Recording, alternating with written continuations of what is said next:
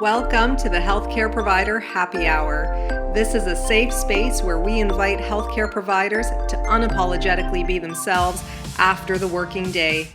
My name is Jennifer George, and each week I will connect you with guests and stories that will help transform your stress to success and fulfillment.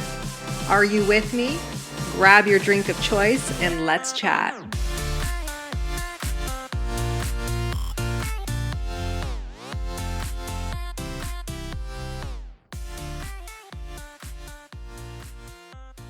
Hey everyone, welcome to the Healthcare Provider Happy Hour. I'm your host, Jennifer George, and I want to talk to you today a little bit about feeling unheard and how we can improve that. This is something that seems to be a common theme lately, but it's something that's always been there, to be honest. And it's one of those things where we just don't call it what it is, which is basically feeling unheard. And it's not only from a patient perspective, it's also from, a teammate perspective. It can be an employer to employee perspective, just not feeling heard. And I just want to go over some general things that you can start doing specifically when you're in your patient or client interactions to truly hear your patients and be present. And that's the first thing essentially of part of feeling heard is feeling like the provider is actually there with you. Okay, that they're not just there to have an answer for everything, but that they're there with you. They're here, they're there to acknowledge you first and foremost. That's what, to me, presence begins with acknowledgement. Acknowledgement of your preferred name, acknowledgement of the circumstances that are going on, acknowledgement of your experiences and your perspectives, and just overall acknowledgement of wanting you to have the best possible experience with them. So acknowledgement is a big thing, and that's kind of how we kind of step into being present and hearing someone out. So acknowledging. And the other thing you want to do is acknowledge perhaps the trust that someone has in you to share vulnerable things when it's a client, for example, or when it's a patient. A lot of what we hear in healthcare are things that can be unimaginable sometimes to some people. I've heard so many things and I've seen so much over the years that in a way, nothing really surprises me anymore. I find myself in a very non-judgmental space when I'm with patients because I've recognized that the human spirit is super resilient, and I've recognized that people will do absolutely anything they need to do to maintain their independence. And sometimes, you wonder how and for how long they had been doing it, but, you just accept it for what it is. And, you praise people in a lot of ways. I praise human beings for owning their independence and doing whatever they have to do to maintain it and keep themselves as safe as possible. Okay, so recognizing the vulnerability in which they're sharing and trusting you with the information and their feelings around it, acknowledging the feelings. Okay, so listening for that. So you might recognize that someone, is feeling frustrated, or you might recognize that they're feeling overwhelmed or super anxious, or they're worried about what's to come and how they're going to get to their goal. Like you're sensing all of these emotions. And I think it's important for you as a provider to say, I can hear that things have been difficult. I can hear that this has been a long journey for you. I want you to know that I'm here with you and I'm going to help you in the best way that you need help and that you want it. And hopefully we can come to a mutual understanding of what that looks like. And that's something that you can say if you really feel it in that moment. The thing about listening and being present and empathetic with people is that they can sense that you really are or you're not. And this is where your heart comes into play. Okay. It only takes seconds, right? It only takes seconds to build a compassionate rapport. And it only takes seconds to therefore destroy one or to get off on the wrong foot. And it might take a lot longer to build that trust again or to build it in the first place. So just recognize and take the time and make the time. And that's another thing you can do when you're in the process of hearing someone is to make the time to hear them. If you're really, really worried about the next person on your schedule and running late, there is nothing wrong with you saying, you know what, I want to talk about this further with you. If you can just give me a moment, there's someone waiting for me and I just want to let them know to respect their time that I'm going to be running a few minutes late. Is that okay with you? They say yes, you do your thing, you come back, and that's just you being present, okay? That's just you acknowledging and respecting other people's time, okay? The thing with empathy is really understanding and trying to understand people's perspectives and emotions and feelings behind an experience and what they're going through. The thing is in healthcare is that if we become too consumed by the emotion, so let's say somebody is coming in and they're really, they're going through a really tough time, and you're just really feeling their pain, okay? Then it makes it really hard for you to really be present with them in such a way that you're there to help. It's not about establishing an authoritative type relationship there. What you're doing is, they're there because they believe that you can help them. And the question is do you believe that you can help them? And that is kind of something that we have to ask ourselves, is this a situation in which I can help this person? And even if you can't help them with your knowledge base and your skill base, chances are you are able to help them in some way, whether it's facilitating a referral, whether it's literally just being present and just listening and just letting the person process what they're going through and share what they're going through, because you might be the first person that they've truly shared things with. So that might just be the intervention right there. And I think sometimes we get caught up in doing all the time. We think we got to do something for someone, and that's a measure of our success, and that's a measure of our patient's success.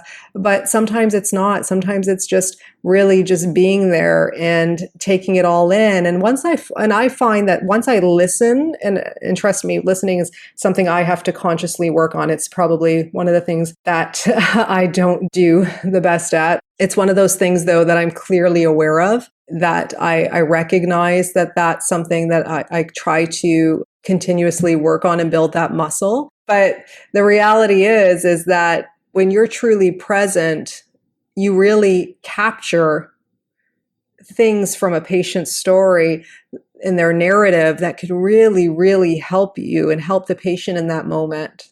Okay. And these are things that you might not have necessarily come to if you came from a more interrogative standpoint of just asking questions, whether they were closed-ended or open-ended. It doesn't matter. If you're coming in from an interrogative standpoint rather than an invitational standpoint, then you might miss a really big thing. And when you let patients share, they are only going to share probably what matters most to them, right? So if we're constantly interrupting and asking questions to satisfy the form that we're going off of, let's say, we could be missing something big that really matters, that might not have taken that big of time or energy or anything like that, or financial intervention or anything of that nature. But maybe they just needed a simple referral to someone, and you could have done that. And if we kept interrupting and not being really present, it's very easy to overlook that. Okay. And in physio, it's hard because we're there to help people through movement. And sometimes it's difficult when people are sharing to be moving. And, and sometimes I find that you can do both. Sometimes people can share while moving, but I often find that it really is like a pause and a share, and then a pause and a share, and then and it's back and forth. And if you have the opportunity to have an ongoing therapeutic rapport with that person where you'll see them again, then you just keep building on that. Okay. Even though you might think you're not checking off everything that should be checked off because you have the knowledge base to know, remember that your patient doesn't know. Remember that what you've done is enough because it satisfied what mattered most to them at that time in that moment. That's the biggest thing with listening and being present and hearing people, is what's going on in that moment.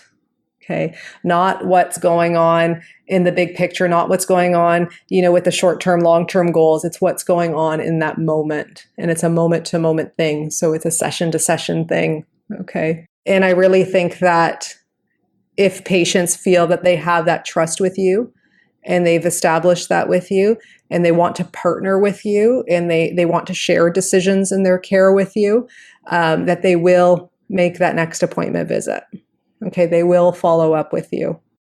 That's one of the biggest things we can do, is start inviting patients in, because when someone doesn't feel heard, you can have all of the answers in the world. You could have the best knowledge. You can know every research article out there. But if they don't feel heard, they're not taking in anything that you've got.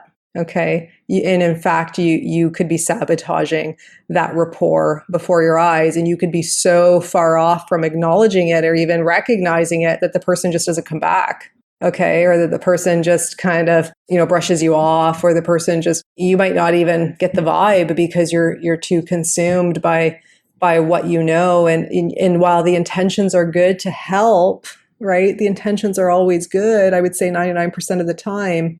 Are you really hearing what someone's saying or what they're not saying? Okay. And I think it's really up to us to reflect on that. And it's up to us to work on that. And a part of it does require that we be uncomfortable as well, because when someone is struggling, I know for me too, it's uncomfortable to just sit with that sometimes. And my immediate reaction is to help and to guide. But I'm really learning to refrain until I get that permission through the interaction to do so. And if there is no back and forth, like I said, one of the things I will say is acknowledge what they're going through and what they may be feeling, but let them know that I'm also here with them. And I'm here to support them in the best way that I know and in the best way that they need, and coming to that mutual understanding. Okay. So if you have any questions, let me know. I'm most present on Instagram. My handle's @bestobsessedwithjen. I do have a book on communication in healthcare with patients. It's called Communication is Care: 9 Empowering Strategies to Guide Patient Healing. I'm proud to say that it was most recently announced as a distinguished favorite in the New York City Big Book Awards in the caregiving category. So very grateful to them for that. And, I really feel like I wrote this book 2 years ago, but I really feel like it's really starting to just be acknowledged more so now than ever. So I hope we can keep this momentum going. You can check out the book. It's available anywhere and everywhere online in ebook or paperback form. Okay. So until we chat next time, remember to stay well and to stay happy. So if you guys like this podcast, please subscribe and leave an honest review. Your feedback means everything to me. Your reviews are what moves this podcast forward, and I always appreciate receiving them. If you want to get a hold of me directly, reach out to me on social media. My handles are in the show notes, and you can always subscribe to my weekly newsletters at jennifergeorge.co so that we can stay connected. So until next time, thank you guys so much again for your ongoing support.